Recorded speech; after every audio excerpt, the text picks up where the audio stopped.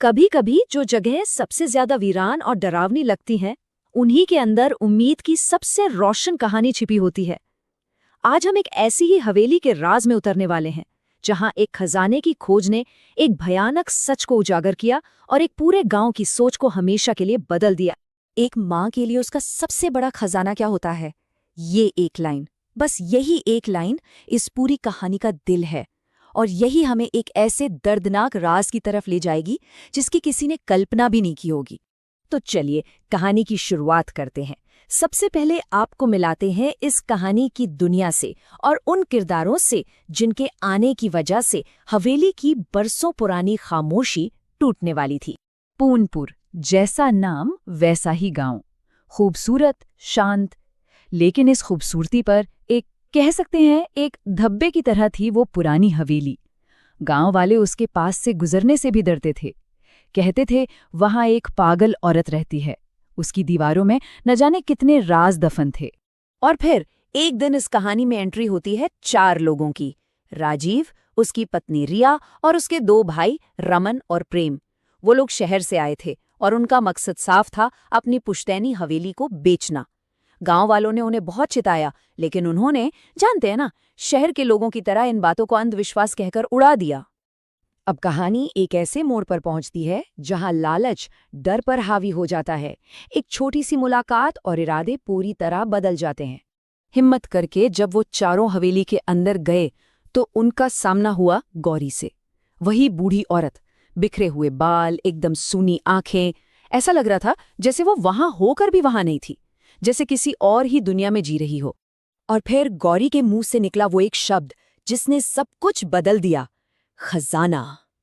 बस ये एक लफ्ज सुनते ही हवेली बेचने का इरादा हवा हो गया। अब उनकी आंखों में सिर्फ लालच था। मकसद अब एक ही था, उस छिपे हुए खजाने को ढूंढ निकालना, चाहे कुछ भी हो जाए। यहां से शुरू होती है हवेली की खामोश दीवारों के पीछे दबे राज को बाहर निकालने की कोशिश। एक ऐसी कोशिश जिसका अंजाम किसी के भी होश उड़ाने के लिए काफी था। लालच बड़ी अजीब चीज है। ये अच्छे अच्छों का डर खत्म कर देती है। राजीव और उसके भाइयों ने गांव वालों को खजाने में हिस्से का लालच दिया, और जो लोग कल तक हवेली के पास जाने से भी डरते थे, आज वही लोग फावड़ा कुदाल लेकर खुदाई करने को तैयार हो गए।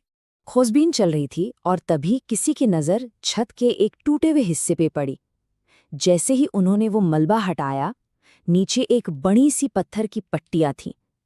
सबके दिल की धड़कनें तेज हो गई, और जैसे ही उस पट्टिया को खिसकाया, नीचे एक गुप्त तहखाने की सीढ़ियां जारी थी। उस अंधेरे तहखाने में उन्हें आखिरकार वो मिल ही गया जिसकी उन्हें तलाश थी। एक भारी पुराना लोहे का संदूक। सबकी सांसें मानो थम सी गई थीं। आंखें उस संदूक पर टिकी थीं। सोना, हीरे, जवाहरात। आखिर ऐसा क्या खजाना था उस संदूक में जिसकी एक औरत अपनी पूरी जिंदगी से रखवाली कर रही थी? और फिर संदूक खुला। अंदर कोई सोना चांदी नहीं था। अंदर था एक बच्चे का कंकाल। एक पल में सारा लालच खौफ में बदल गया। वहां बस एक अजीब सी डरावनी खामोशी छा गई। उस कंकाल को देखते ही गौरी की बरसों से दबी हुई यादें, उसका दर्द, सब एक साथ बाहर आ गया। और फिर उसने उस रात की कहानी सुनाई जिसने उसकी दुनिया ही उजाड़ दी थी। गौरी ने बताया कि सालों पहले उसने एक बेटी को जन्म दिया था, लेकिन उसके ससुराल वालों को बेटा चाहिए था। बेटे की चाहत इतनी अंधी थी कि एक तांत्रिक के कहने पर उसके पति ने अपनी ही नन्ही सी बेटी की उसी तखाने में बलि दे दी। जब गौरी को ये पता चला तो वो टूट गए, और गम और गुस्से में उसने चाकू उठाकर अपने पति, ससुर और उन 2 नौकरों को मार डाला जो इस गुनाह में शामिल थे।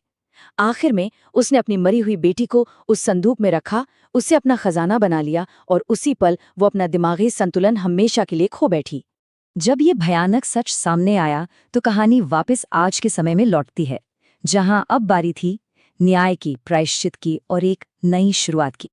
गौरी की कहानी सुनने के बाद पुलिस ने जब राजीव और उसके भाइयों से हवेली के कागजात मांगे तो सारा सच सामने आ गया। उनके पास कोई सबूत नहीं था। वो धोखे से हवेली पर कब्जा करना चाहते थे। उनका लालच ही उन्हें ले डूबा और चारों को गिरफ्तार कर लिया गया। इस भयानक त्रासदी के बाद पूरे गांव ने मिलकर कुछ अच्छे फैसले लिए। उस मासूम बच्ची के कंकाल का सम्मान के साथ अंतिम संस्कार किया गया। गौरी को इलाज के लिए एक अच्छे अस्पताल भेजा गया और उस हवेली के लिए एक ऐसा फैसला लिया गया जिसने उसके काले अतीत को हमेशा के लिए मिटा दिया। जिस हवेली में एक बेटी को मार दिया गया था, आज उसी हवेली में सैकड़ों बेटियां पढ़ती हैं। उस जगह का नाम है गौरी कन्या विद्यालय, एक माँ की याद में। ये कहानी हमें सिखाती है कि अंधेरा चाहे कितना भी गहरा क्यों ना हो, उम्मीद की एक किरण उसे मिटा सकती है। और कभी-कभी सबसे बड़े खजाने जमीन के नीचे नहीं, बल्कि अच्छी सोच और नेक इरादों में छिपे होते हैं।